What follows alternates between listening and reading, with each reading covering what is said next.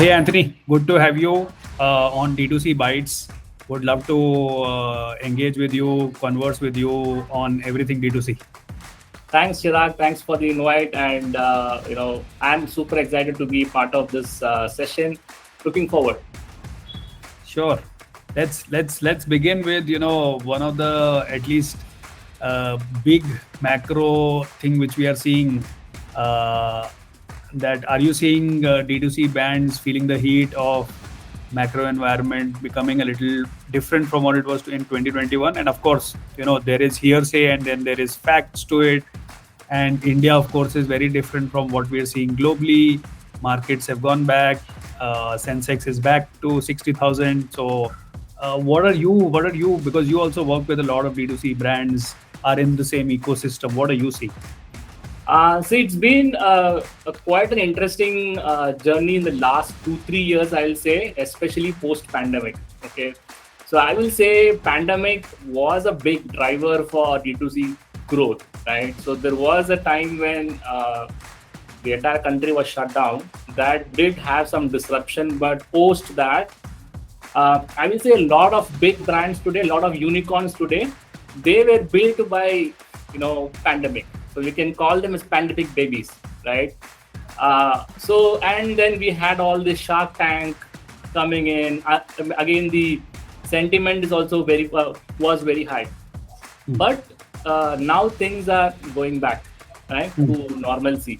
Previously, people had no choice.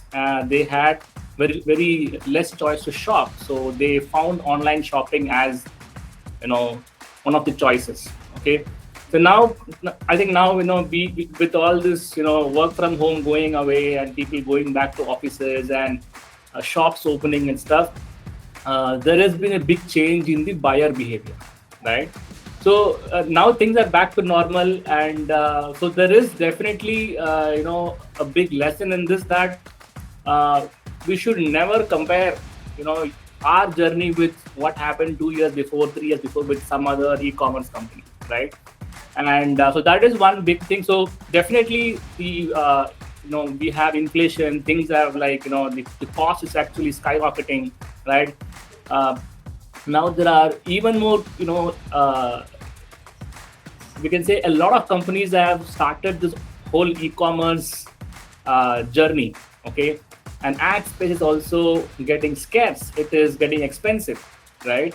So even that is again a new challenge. Okay, the ease of doing e-commerce business is actually gone down, which means more competition and there's more hype. So a lot of things have changed. So my advice is, please don't compare yourself with the success stories of the brands that made big during pandemic or post pandemic. So now the game is totally changed. I think that's a very interesting point, which brings me to two further questions. That one is, of course, at least I what I see is that e-commerce is secular in terms of adoption as we move ahead. So that's one. And do you see D2C brands also being secular in our country, where we're a large country, heterogeneous in nature, very different segments in very different parts of the country, and hence you will have various different brands getting built for them. However, that's a question from my side, that do you see that secular? However, having said that, what the point which you made, that there were tailwinds during COVID, which led to massive adoption. Now those tailwinds are probably moving into some other ways. Yes. Whether it is omni-channel, whether it is conversational commerce, etc. We'll get to that. That's your favorite topic.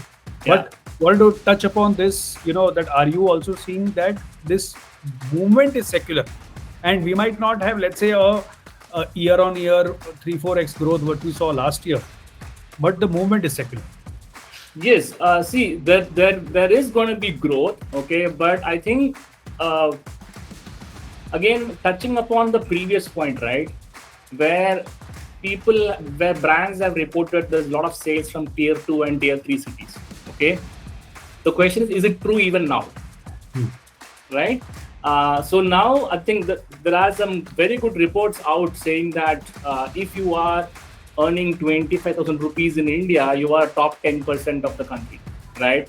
And if you are earning 50,000 rupees per month, then you are in the top 3%. Okay. Again, this is not 1% salary; it's a household income.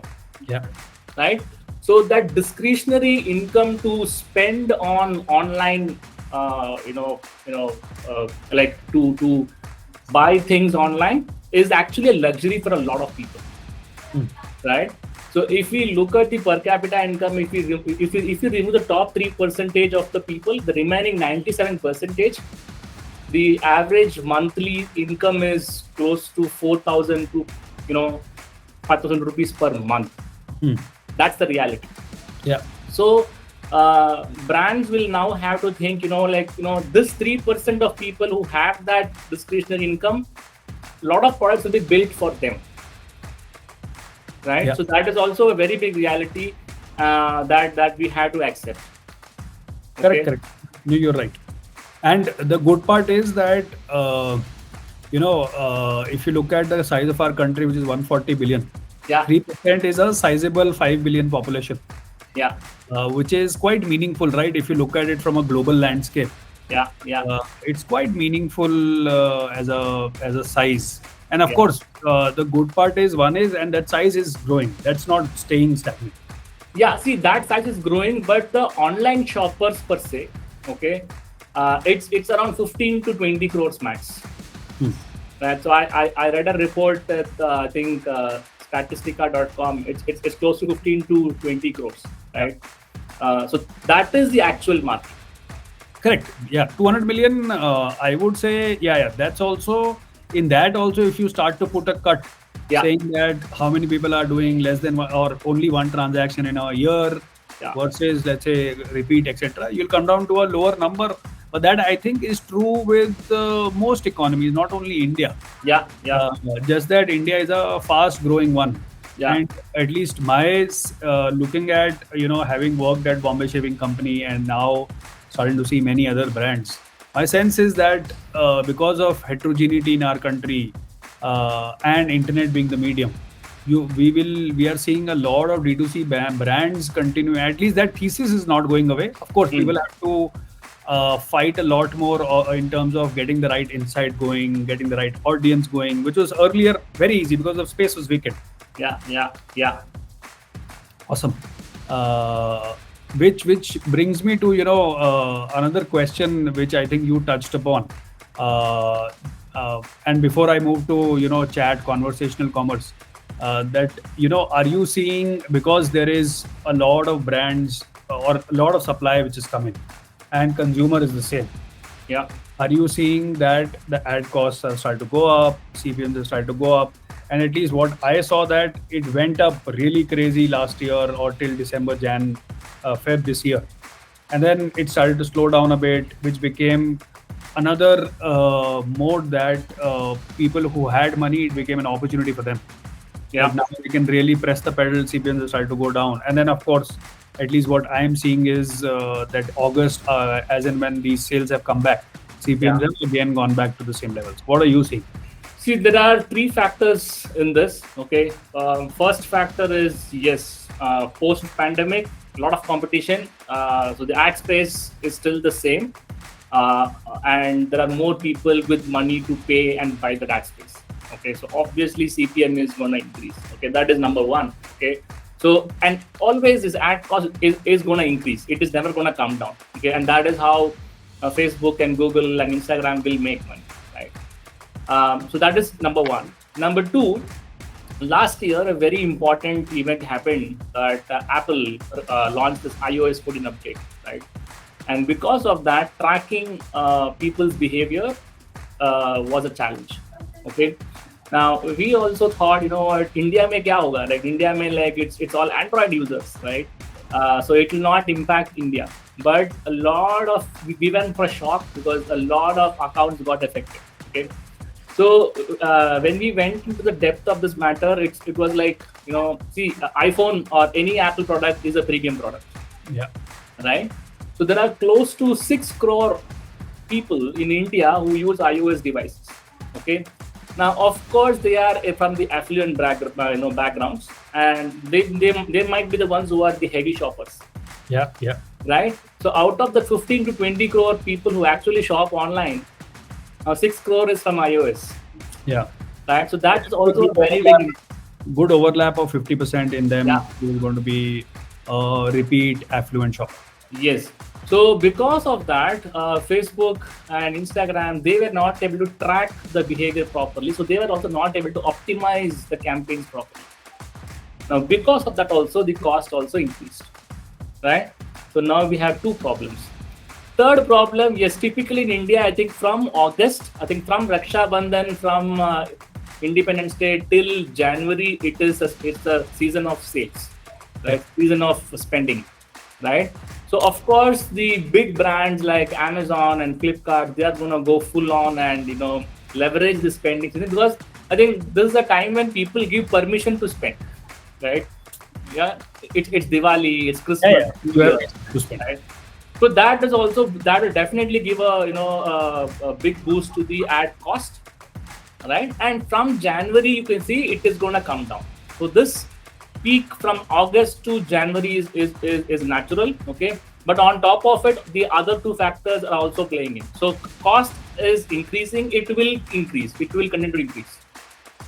You are right. I think people will have to, at least what we touched upon this thing, that people will have to find or at least put a lot more marginal effort to find that Yeah, gap in the market. yeah, yeah. Which takes me to an interesting point. What are, let's say, if I were to start a D2C brand today, what are the opportunities you are seeing? What would be your advice to me? That how should I go about finding out that opportunity for myself? Yeah. So first thing is, there are two ways of looking at it. I will say go with high margin products. Okay. Because see, I think couple of years back, again, if you go back to the COVID times, okay, the cost of acquisition was very, very affordable, right? So that is the biggest leverage that you have for D2C brand, right? So we used to, have this mindset that offline is expensive because you have to buy a store, real estate, a lot of expenses with that, and then we have the supplier, distributor, wholesaler. All these people are the middlemen who are eating away your profits. Okay, and then we said we have online. Okay, so this whole D2C came from the US, the Western world. Okay, where this concept is very popular. Okay, so there, if you look at it, going online has a big advantage because the majority of people there pay online. They use credit cards, right? So that way the RTO or cancellation or COD problem is not there, right? So that is one less problem to worry about. And then you have the next big problem, which is your your Facebook ad cost or your Google ad cost, right? If that is stable and if it's affordable, that is when you make margin. Okay, so typically in the D2C e-commerce world, there are two middlemen, which we don't talk about. We talk about the middlemen in the offline space, which is the supplier, wholesaler, etc. But in the online space, you have the ad companies, the ad platform. That is the first middleman. Second middleman is the shipping companies. Correct. Right? So they also eat away a lot of profits because cash on delivery is a big problem. Right? When you do an RTO, it is double the charge. Yeah. Right? So when you have less margin with the cost going up, the ad cost going up, and there is inflation overall, right?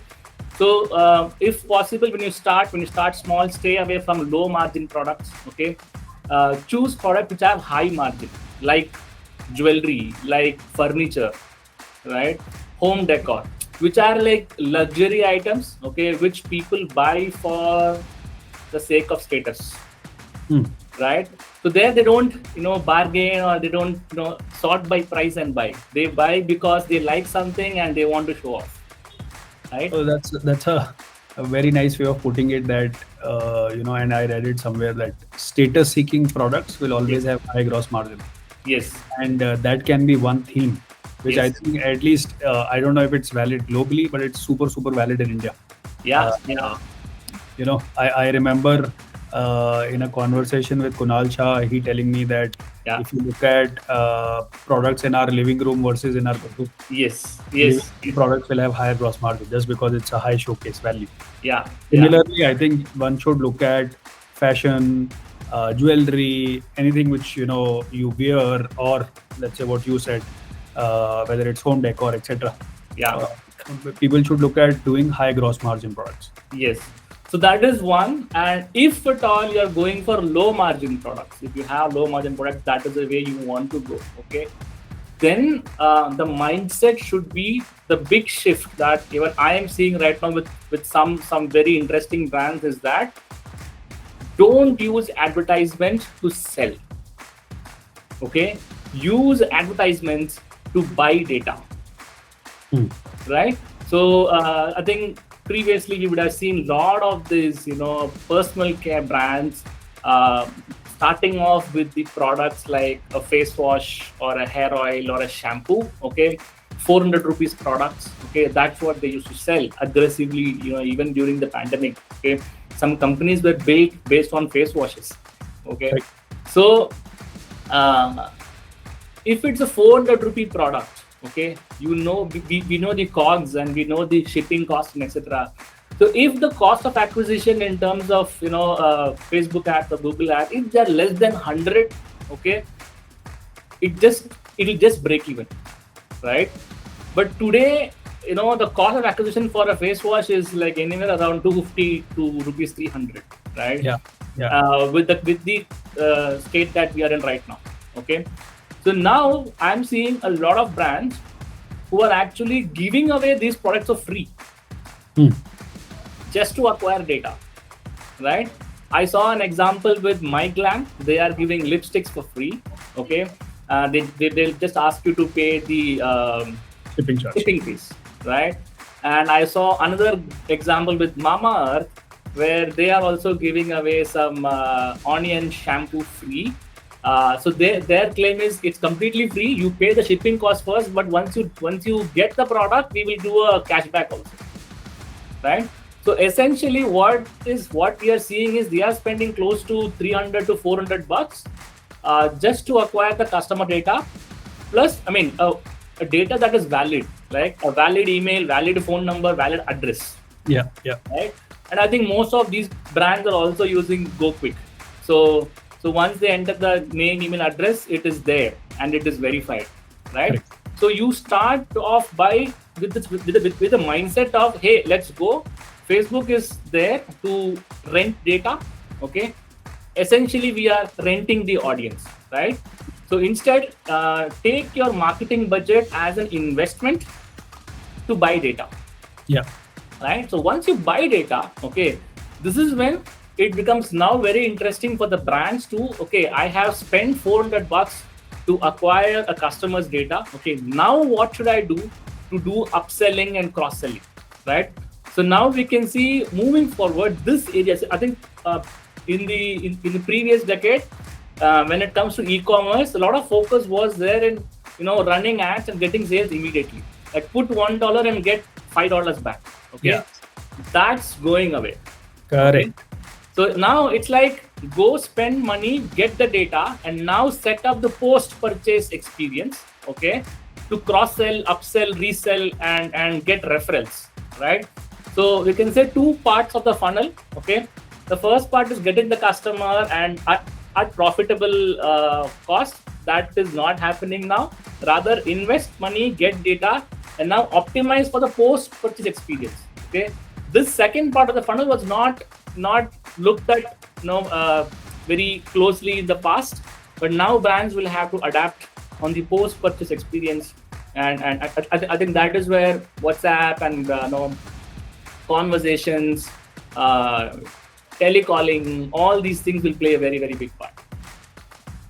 Awesome. I think you touched upon. I'm just taking notes on what all I want to talk about. I think, and this is an interesting one that you have to figure out newer ways of going about. The game is not the same anymore. Yeah. And sampling becomes one of the techniques to acquire data. And I think this has been popularly said globally also, that now brands would want to acquire data, Yeah. and sampling is one method. In fact, in automobile companies, it's being said that test drive is another method Yes. wherein you go about, and it's not only true with brands, it's going to happen, across. Yeah. Loyalty is one another important aspect. That Yeah. how do you So go. so I will add to this. Okay. So if you say a couple of years back, okay, uh, the online purchase, you had very less choice.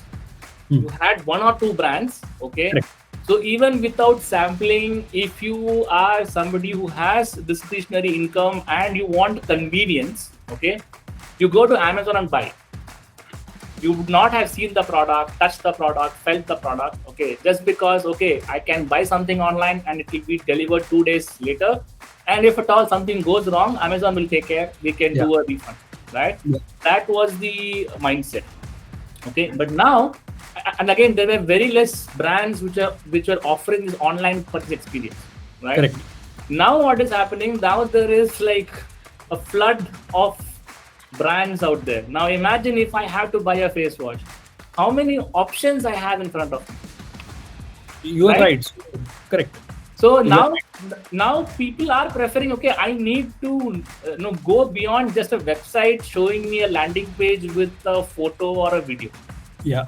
I want to talk to somebody. I want to maybe see the product, touch the product, feel the product, and then buy, right? And I think the whole omni-channel game is that, right? So not everybody is going to buy things online, right? So that is a convenience. People who are like super busy, they don't have time, they can just get things online. But there are a lot of people in India who have a lot of time, right? They can walk around the aisle, see the product, talk to people, and then buy. Yeah. And for sure that while we have all been advocates of commerce coming online, etc., but still in the early days of commerce getting adopted, we are still in very early stages of that. Yeah. And totally with you on that. Largely in India, still consumers are going to buy offline. Yes. Of course, there are going to be some population which is now hooked onto this very sticky proposition. Yeah. But it's still early days. I think I wanted to touch upon two more things. One is that you mentioned that you used an interesting word called telecalling, chat commerce. How are you seeing that? And I think India will have to adopt some of these things if you look at it from a consumer backward proposition. Yeah. That what will lead to an adoption, and this takes me to an interesting topic, which is the assisted commerce space. Yes. Right? What are your views there? Is there a product market fit there, which is or which, let's say, companies are trying to go after, whether it is chat based, whether it is telecalling, whether it is assisted? How are you seeing that space getting evolved? Is there a specific India need there which is currently unaddressed? You're seeing some brands doing that really well. Would love to know more. Yeah. So I think telecalling is a very, very, very under leveraged platform. Okay. So we know for a fact, India is one of the biggest call center industry, right? We outsource this manpower, this skill to US and UK and other Western countries, right? But we have very skilled people in India who can speak very well on the phone and communicate, right? And if it is selling to India, you can speak in English and Hindi. So there is enough manpower there, right? So I came across this because in my previous organization, Flintervox, when I was heading marketing, there was a stage where we thought, okay, let's also experiment by getting a sales team. Okay. And I was the one who did the initial sales team setup. Okay. So I hired people, initial 10-member team I did set up. I was also doing some calls and handling customer queries and stuff, right? So at that time we said, okay, fine. One of the biggest leverage for a brand will be to get more repeat customers. Okay. So at least for renewal, let's have a renewal team. Okay, because we used to send SMS for renewal, email for renewal. Hardly like 5, 10, 20% max people will actually convert. Okay. Yeah. Then we wondered, okay, maybe people are not opening the email, maybe they are not opening the SMS. It is going to the promotions, tab or something like that. So why not call them? Yeah. Right. So then we set up the team to call people, our existing customers. Okay. That is when we saw a very big rise in the renewal numbers. Okay. Now that cost is justified because you're not spending more money for ads. Right. It is a renewal sales. Right. And if you look at it, see in India, you can get a good telesales guy for say $25,000 easily. Yeah. Okay, Yeah. a good one, and easily he can make 2 to 2.5 lakhs back for you in a month. Right, so that is 10x.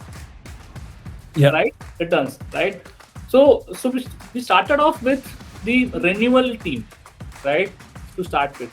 Then we thought, okay, fine. What is the next lowest hanging fruit? Right, abandoned cart. Right, so abandoned cart, we send SMS, we send email. Now we have WhatsApp also.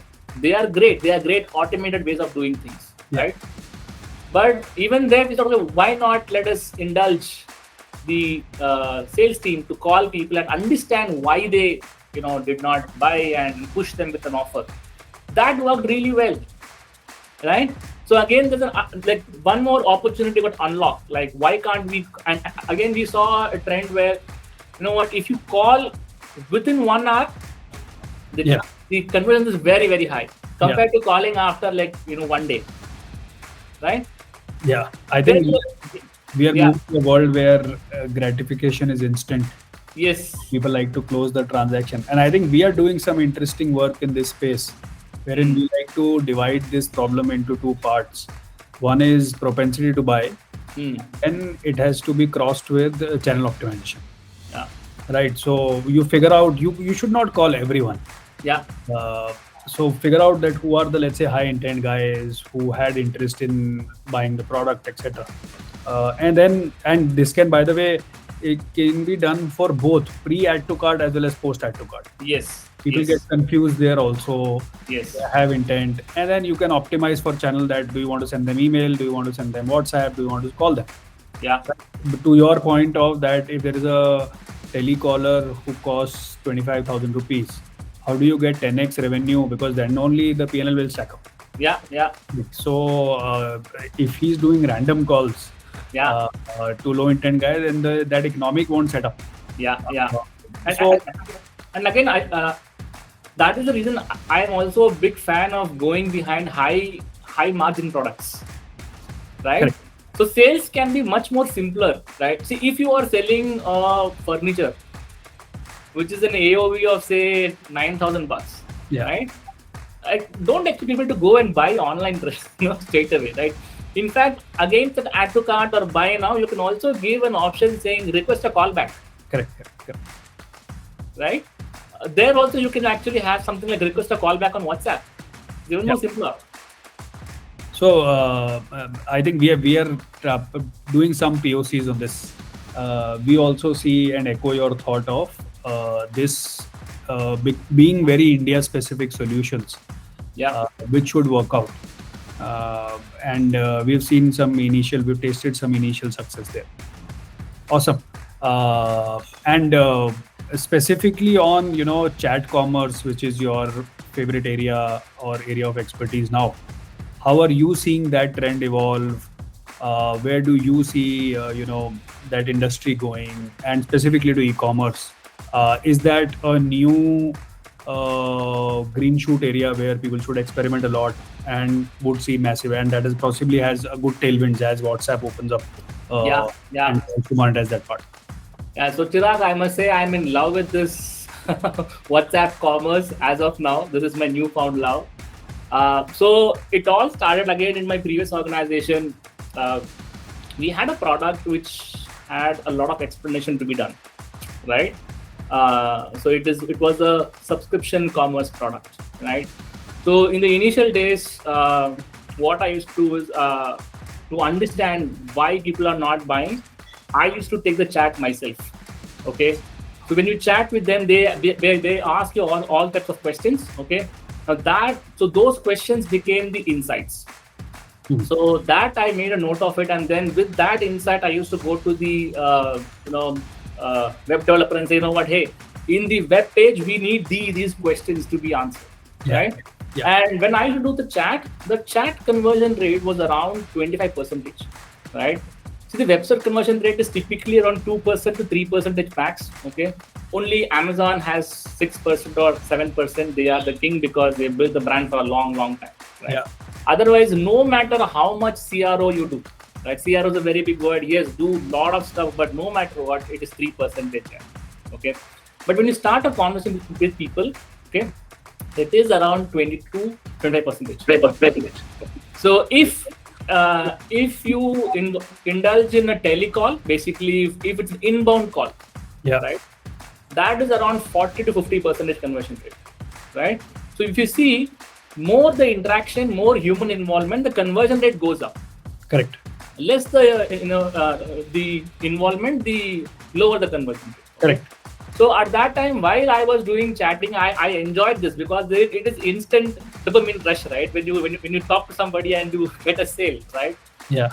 But then then we thought how to scale this. Okay, can we have a chatbot do the work? Okay, then we went ahead and got a chatbot software. Okay, you would have heard about Drift chatbots.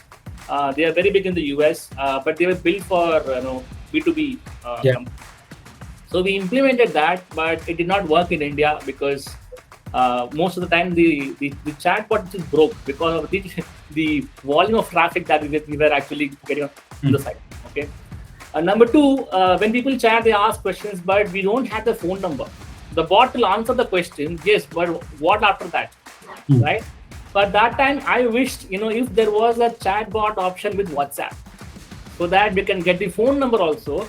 So the bot will do the effective questions ka answer, and from there, if we have the phone number, we can call them next day and convert them over the phone. Yeah.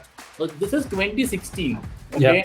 At that time, there was no WhatsApp API and stuff, right? So it was not happening. So then we went ahead and did a lot of optimization. We got a lot of automation in terms of email and CR, telecalling, all this. But the one missing piece was WhatsApp automation and ability to get the chat going on with your customer when they are on the site. Right? See, it is very important to talk to them when they're on the site, not after they left. Maybe they are in a meeting at that time. If you call them, it is useless, right? Then and there, it's like live commerce, no? Correct. So you're saying that we have to call, or people have to call them immediately when they're on site. So it's live. Start a chat, clarify all the doubts, sell with chat possible. If not, get the permission, call, then and there, close it. Got it. Right? Because the motivation to buy will always decrease with time. Yeah. There is an intent, there is a sugar rush which is happening. Yes. And we've all seen that tends to, get down if you don't maintain that intent. Yeah. So that was the thing. And then when I started off my own in 2019, I started off, so I left Flinto and then thought, okay, I should start something of my own. Maybe I wanted to teach people. So I started my academy. I was teaching people on marketing and stuff. Then pandemic happened. And then a couple of e-commerce companies reached out to me saying that, can you run ads for us? Okay. So then I hired some of my students from my academy and then built a small agency. And then we were running ads for them because I've been running ads for quite a long time, almost 10 years now, right? So it was going well for us. Then when the iOS 14 happened, the ads are not performing better.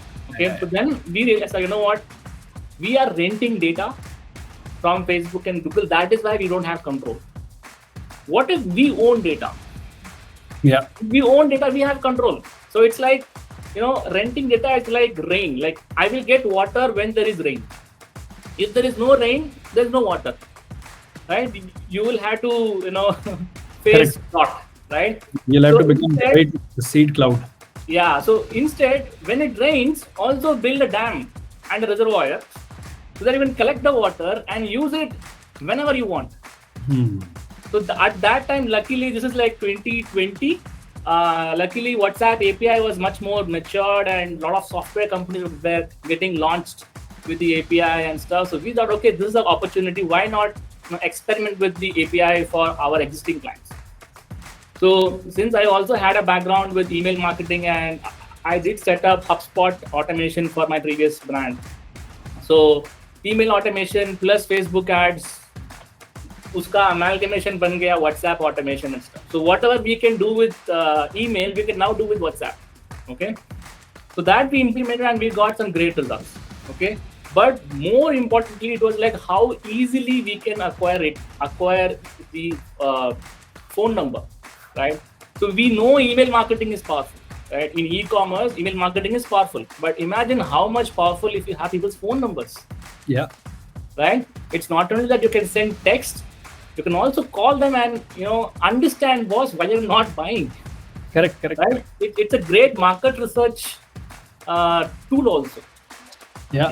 If you think that way, right? So that is when this whole WhatsApp thing came. So we started, running aggressive campaigns for existing clients to acquire more and more data. And there was a time when I think this is like 3-4 months back, one of our biggest clients, their ad account got suspended by Facebook for some RBI regulation. They have to change the card. It keeps happening, and with Facebook, it is not easy to get your solutions fast, right? You have to email and it goes up for a toss. Okay, but luckily, in the process, we helped them generate a database of 65,000 people. Oh wow! With WhatsApp. Okay, and they had a previous base of the customers also. Okay, and they had the telecalling team intact. So even though Facebook did pull the plug, with this data they called, and they in fact had a 1 CR month, even that month, without the intervention of Facebook, right?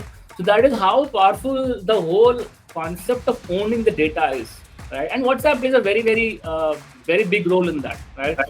So in the previous world, if you want to get somebody's phone number, they have to fill a form, right? They have to fill a form, name, email, phone number. Now with just a click, you can have their phone number. Correct. So brands have to be very creative here right now. So now you see, I keep seeing this QR code ads on paper. You would have seen, right? All these big companies now leveraging print, right? They'll give a big homepage ad on paper, and they'll say scan the QR code. Okay. Now imagine, and most of them are sending people to the website. Imagine now you can actually make people scan QR code and send to WhatsApp. Correct. Imagine how much phone numbers you will be getting. Yeah. I think I clearly see that the niche is getting shifted, right? Yeah. What Facebook was, and when I saw, in 2020 when pandemic hit us, it was an area where if you had supply, if you had something in your warehouse, you could sell it for good rates, because the CPMs were too low. ROAS was just like as a dream. And now I think that's starting to happen somewhere on WhatsApp or some of these newer niches which are having large tailwinds. So I will say we have to see it two ways. Before, Facebook was a marketing and sales system. Now it's a marketing system. You need to have a sales system which is outside of Facebook. Okay, you're saying that we are moving away from a time where performance marketing or cost per acquisition was a game for Facebook. Today, then it's becoming more like TV, where you have to run campaigns on CPM, build over the funnel, and then people will come back. You can say cost per acquired data. Yeah. So it's moving in that direction. Yeah. Interesting. Any challenges which you see D2C brands face today, while we have discussed on the opportunities? Any challenges which you feel and which are being today, or where you think chat commerce can solve them even in a more efficient way?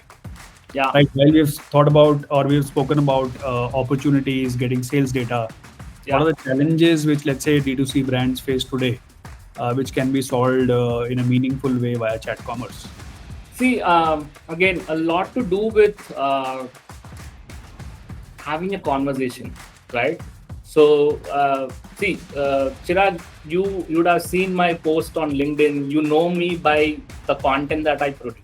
Okay, but I'm 100% sure that after this conversation, you know me better, because that is the power of having a conversation, right? Yeah. So it is not scalable to have conversation like this with everybody. Okay, but the next least scalable thing will be to have a chat, at least. Correct. Right. So now, if you again, now that there are so many options for people to buy, it is difficult for them to make a decision, right? So we can see an opportunity that, you know what, how can you have a conversation with the client or the customer and make it easy for them to make a decision, right? So that's where chat commerce comes into play. Now with WhatsApp, the biggest plus point is it is acting as an interactive website, right? So if you change the perspective that it is not a chat system per se, it is an interactive website. Correct. You ask a question, give them two options like a button, they select one. Depending on the selection, you can craft your next communication. You want to show a video, show a video. You want to show a picture like a before after, you can show it. Basically your sales page, your landing page, you can make it as an interactive sales page within WhatsApp. Correct. Right? Yeah, you are right. And there are multiple such, micro conversational touch points. Yes. Which we are also now leveraging, whether it is reconfirming orders, reconfirming addresses. And then also, what you mentioned is a beautiful point, that, where we get it wrong or where probably incentives are misaligned, is that you should not send or you should not use this conversational tool for similar conversation with everyone. Yeah, exactly. That's the beauty of it. Yeah. Right. The conversation has to be fine-tuned to what I am looking for, what my intent is, where am I in the purchasing journey. Yeah. And then, do a kind of a conversation. That's where the beauty lies. Yes. So I will in fact quote to this. Now it has become very common that everybody gets a WhatsApp message from big brands during Diwali or during Independence Day offers, right? So a lot of brands were giving me one option, saying that, hey, here is our product, get 70% off. Okay. But what they are not leveraging is, you can say, you know what, we have the sale going on.